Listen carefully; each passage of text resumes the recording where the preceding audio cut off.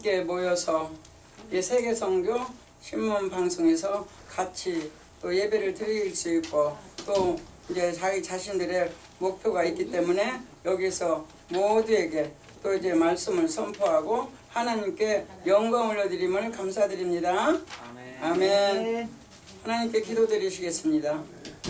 사랑이 충만하신 아버지 고맙고 감사를 드려옵나이다. 이제 이번 주일에는 아버지 하나님께서 아버지 하나님 종료 주일로 아버지 하나님 모두가 기도하는 정말 그 중요한 아버지 저 예수님을 생각하며 기도할 때가 왔습니다. 하나님 아버지 한 사람 한 사람의 기도를 응답하여 주시옵소서. 아멘. 오늘 이 자리에 모인 세계선교 복지방송을 통해서 이 자리에 아버지 하나님 함께 하시고 또 이제 방송을 듣는 238개 나라에 있는 모든 백성들이 다 예수 믿고 구원받고 구원의 확신이 있기를 원하나이다. 아멘. 도와주실 것 믿사옵고 감사드리오며 예수님 이름으로 간절히 기도드립니다. 아멘. 아멘. 이제 오늘 주의 이름으로 말씀을 보도록 하겠습니다. 찬송은 먼저 모두 다 드렸고 제가 목소리가 안 좋으니까 이제 말씀을 보시겠습니다. 서기하라 9장 9절의 말씀입니다. 9장 9절을 피십시오. 자, 같이 읽겠습니다. 서기하라 9장 9절. 시온에 따라 크게 기뻐할지어다. 예루살렘 따라 즐거이 부를지어다. 보라, 내 왕이 내게 임하시나니 그는 공으로 우시며 또 구원에 베푸시며 겸손하여서 나귀를 타시니 나귀의 작은 것 곧 나귀 새끼니라. 아멘. 아멘. 오늘은 주의 이름으로 서기하라 9장 9절의 말씀으로 구가 쓰시겠다 하라에 대해서 말씀을 전하도록 하겠습니다. 할렐루야. 아멘. 종료 주일은 예수님의 고난 시작되는 날입니다.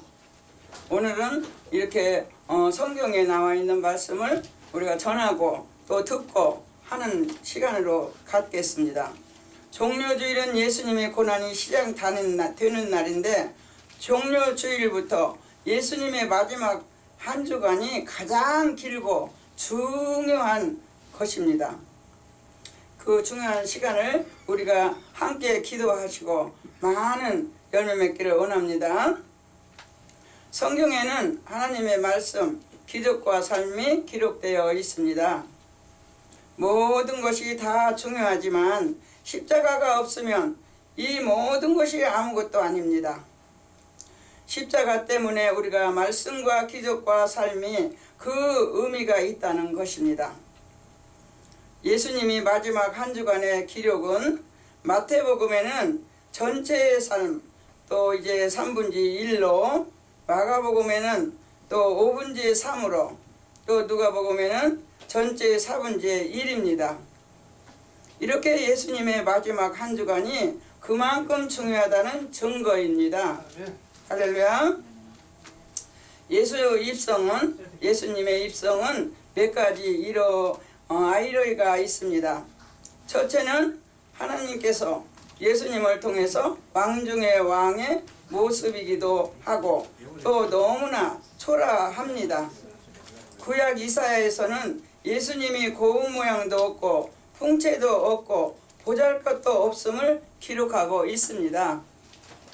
이렇게 둘째는 예수님께서 어린 나귀를 타고 입성하셨다는 것입니다.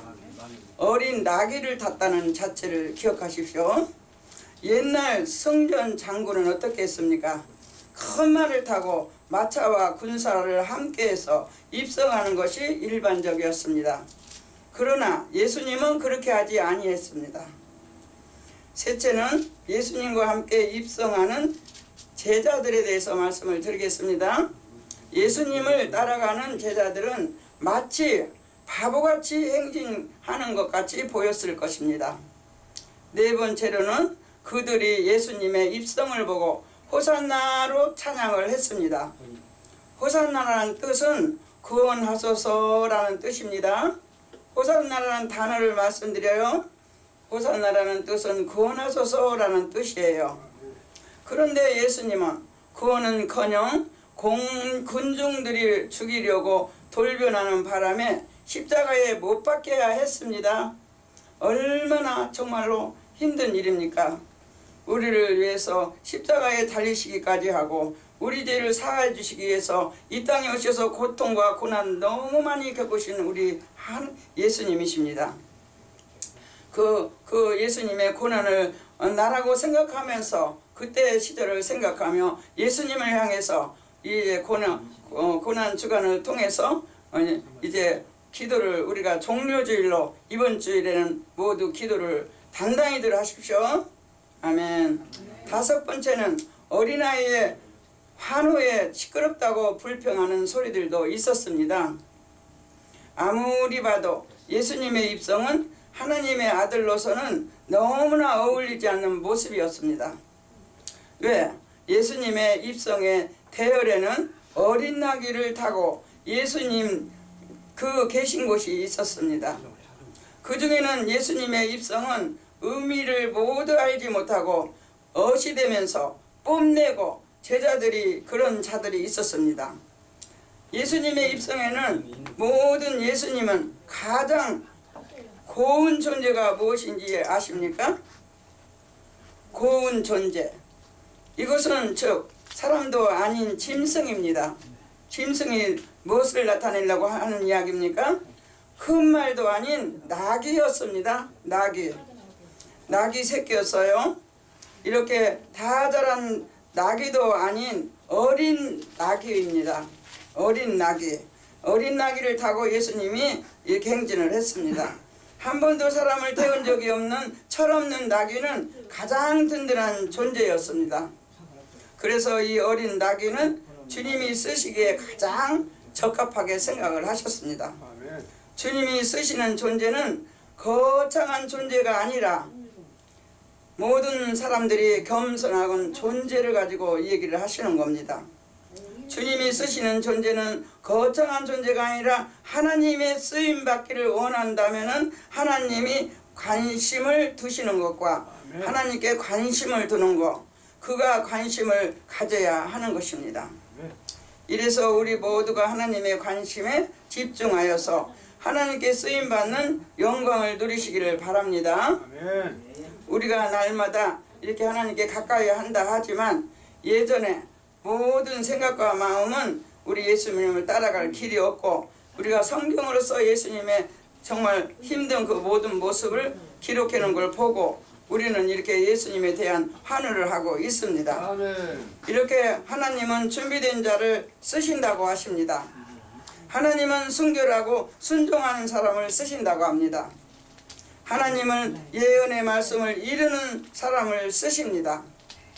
이렇게 하나님께서는 마태복음 11장과 2절의 말씀, 또 누가복음 19장 30절을 읽으시고 우리 모두가 다 하나님의 어린 나귀가 되기를 축원합니다. 아멘. 아멘. 아멘.